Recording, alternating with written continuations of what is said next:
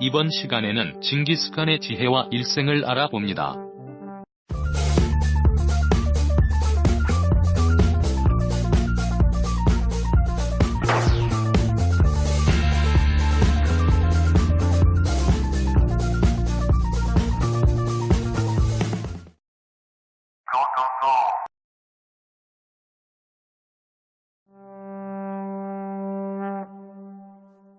징기스칸은 몽골 스텝 오지의 가난한 가문에서 태어났다.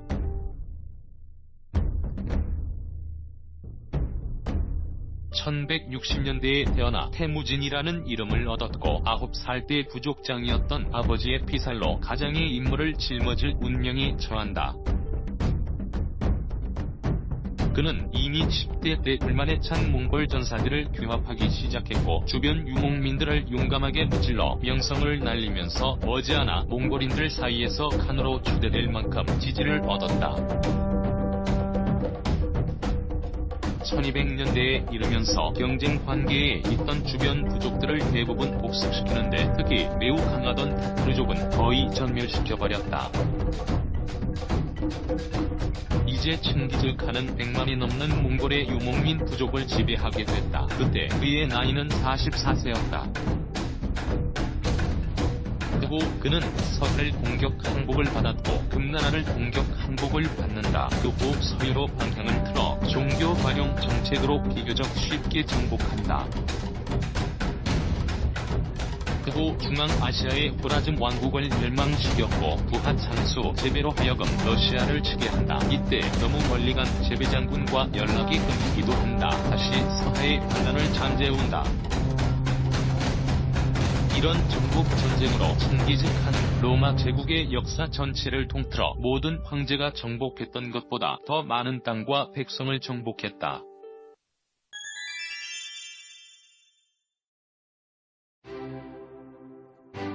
한때는 그의 아내 보르테가 메르케드족에게 납치되어 강간을 당하고 적의 아이까지 출산하게 된다. 그녀를 구출했지만 태무진은 그녀를 쫓아내 버리려고 하였다.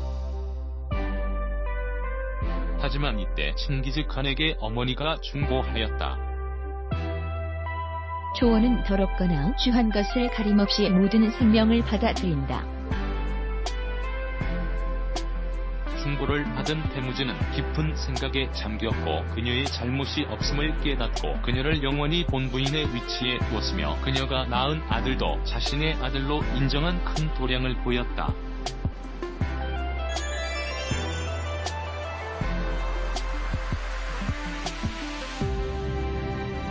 짐승과도 같은 약육강식의 몽골 초원에서 그는 친구와 동지를 만들어야 했다. 하지만 부족한 목초지를 위해 서로 간에 멀리 떨어져 목축하며 살았기에 경쟁과 이기심이 등대해 있었다. 징기스칸은 이를 바꿀 수 있는 자신의 지혜로운 머리로 사람들을 변화시킨다. 그는 자신을 지지하는 자와 배신하는 자를 구별하는 지혜를 갖추어야 했고 이 지혜를 갖춤으로써 많은 친구와 동지를 얻고 이를 바탕으로 정복을 시작한다. 칸은 배신을 당하지 않는 자로 유명해진다. 징기스칸은 아무것도 없는 가난뱅이였고 오로지 지혜로 친구들을 하나씩 사귀고 진실로 대하며 징기스칸 아래 모이면 여자를 강탈하고 서로 간에 죽이고 하는 것이 없어지고 모두 잘 살 수 있다고 말한다. 많은 친구들이 생기자 뜻을 같이 하고 친구들을 군대로 부족들을 통합해 몽골 국가를 만든다.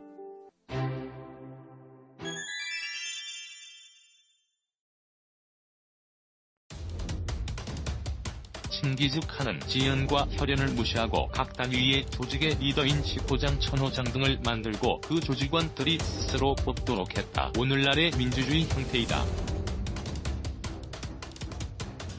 또한 캐식등이라는 교육제도를 만들고 지모와 용맹을 가진 자들을 모아 전투 등 전문교육을 실시했으며 합의 통한 의결 방식인 코릴타를 실시했다. 후계자도 코릴타에서 합의로 뽑았다.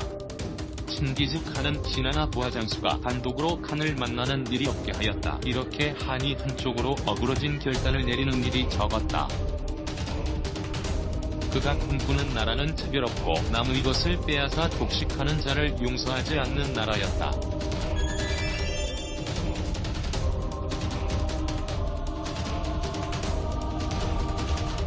그의 전쟁 방식은 일벌백계 방식이었다. 즉 서로의 백성을 피 흘리게 하지 말고 항복하고 친구가 되자는 것이었다.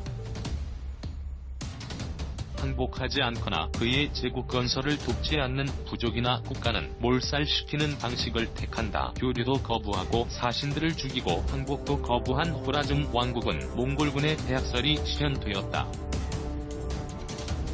또한 서하로 분노의 눈길을 돌린다. 몽골군이 서쪽으로 원정에 나설 때 서하의 왕에게 병력 지원을 요청했으나 거절당했기 때문이다. 그 결과 서하의 지배층은 대부분의 백성들과 함께 학살당한다. 한국트족이 건설했던 이 왕국은 완전히 파괴돼 사실상 나라 자체가 괴멸해버린다. 이후 몽골군이 가는 성마다 저절로 문을 열고 항복하는 일이 생겼다. 기술자는 살려두며 항복한 적군을 친구로 대우하였다. 징기즈칸은 이러한 항복한 국가는 최대한 약탈을 금지시켰다. 정복민은 세지민으로 받아들였으며 언어와 풍습을 존중하였다. 일정한 법규만 지키면 평등하게 대우하였다.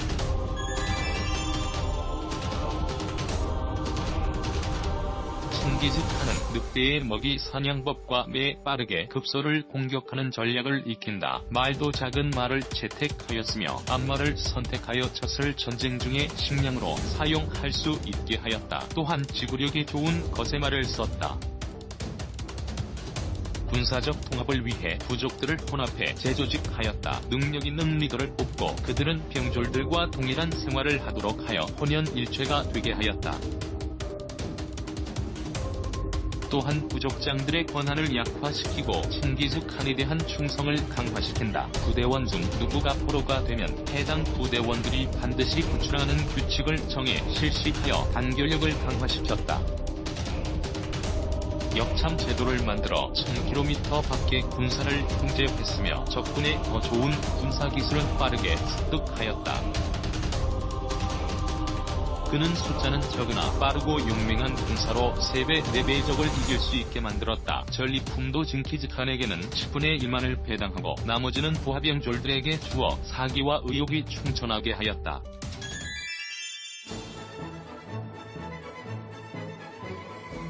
전투에서 승리를 거두는 건 필수지만 국가를 만들기 위해선 그것만으로는 충분치 않다고 칭기즈칸은 말했다. 장군은 반드시 지혜를 구하며 원활한 통치를 위해 말을 잘해야 한다. 새 땅을 정복하고 지속적으로 유지할 수 없다면 전쟁에서 승리하는 건 아무 소용이 없다고 말한다. 칭기즈칸은 왕이 군중을 다스리려고 하면 은혜를 베풀고 무사히 지내려면 부하들을 잘 보살펴라. 세력을 확충하고자 하면 군인을 보살피고 평안하고 행복하게 지내고자 하면 평안을 추구하라라는 몽골 제국의 4대 지침서를 지시했다. 칭기스칸은 그의 목표를 위해 많은 것을 연구했다. 그는 과학과 기술에 관심이 많았고 인재를 매우 중요하게 생각했다. 전투를 분야에서는 몽골 개병이 주력을 이뤘으나 재무와 조세 분야에는 무슬림들을 기용했고 기술과 의학 분야에는 중국인들을 기용했다. 특히 이때 활약한 사람으로 이지상과 야율초제가 있다. 이렇게 함으로써 더욱더 문명화된 제국으로 나아갔다.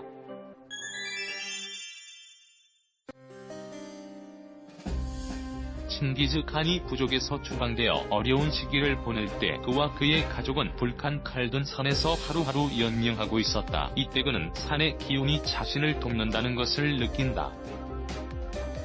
이후 몽골 부족을 통합하고 최고 지도자로 섰을 때 자신은 바른 뜻을 가졌고 자신의 성공이 하늘의 뜻이라는 신념을 가진다. 그는 사람을 대할 때도 이러한 모습을 보였다. 말보다는 행동을 중요하게 보았고 이 행동의 근원이 종교라고 보았다.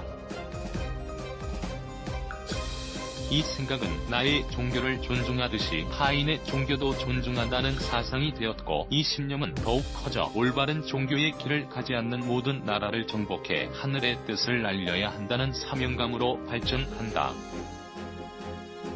이 사상은 제국의 건설에 있어서 종교적 관용주의를 펼치는 바탕이 되었다. 이 정책은 피정복민들에게 환영받아서 제국 건설에 힘이 되었다.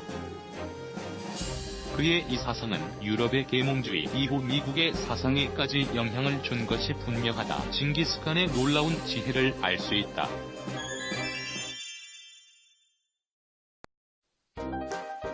칭기즈칸은 그의 밑으로 많은 군중이 모여 살자 이제 더 이상 목축과 사냥으론 사람들을 뭉치게 하여 먹여 살릴 수 없음을 알게 되었다. 농사가 안 되는 몽고에서 방법은 세계를 통일하여 각 국가들의 무역을 장려하고 강력한 몽고 군대가 무역 상인들의 길을 안전하게 보장해 각 국가와 상인에게 세금을 걷어 먹고 살면 된다는 걸 깨닫는다. 상인들의 자본의 유통으로 세계가 통일될 것이란 세계화의 서막을 날리는 생각이었고 징기스칸은 오늘날 세계화의 시초라 할 수 있는 인물이다. 그는 국가를 통합시키고 하늘의 사상과 국가의 사상과 철학을 만들며 이를 바탕으로 국가의 전략 100가지를 실행하고 만들면 된다라고 말했다. 칭기스칸은 대제국을 건립할 수 있는 사상을 이렇게 정립한 것이다. 칭기스칸을 역사의 위대한 사람으로 보는 것은 그가 국가의 큰 사상을 몽골 제국의 전략으로 실행시키는 데 성공했기 때문이다. 그가 생각해낸 사상들과 명령서들은 국가의 사상과 철학이 일치하므로 국가를 성공적으로 건립할 수 있었던 것이다. 칭기즈칸의 제국에서는 성을 만들기보다 길을 만드는 자가 정복자이다라는 말처럼 세계를 거의 통일 후 상인들이 최상류층이 된다. 징기스칸의 업적은 인류 최초로 중국, 인도, 아랍, 유럽 문명을 통일해 서로 교류하고 알게 하게 했다는 것이다. 진정한 의미의 세계 최초의 통일을 이룬 사람이다. 몽골 제국의 영광은 그가 살아있었을 때만 지속된 것이 아니었다. 그가 죽은 뒤 수십 년이 지날 때까지도 확장을 계속했다. 이번 편은 최초의 그리고 진정한 세계의 통일을 이룬 자 징기즈칸의 지혜와 용기와 생애를 알아보고 배우는 시간이었습니다. 유익이 되셨는지요?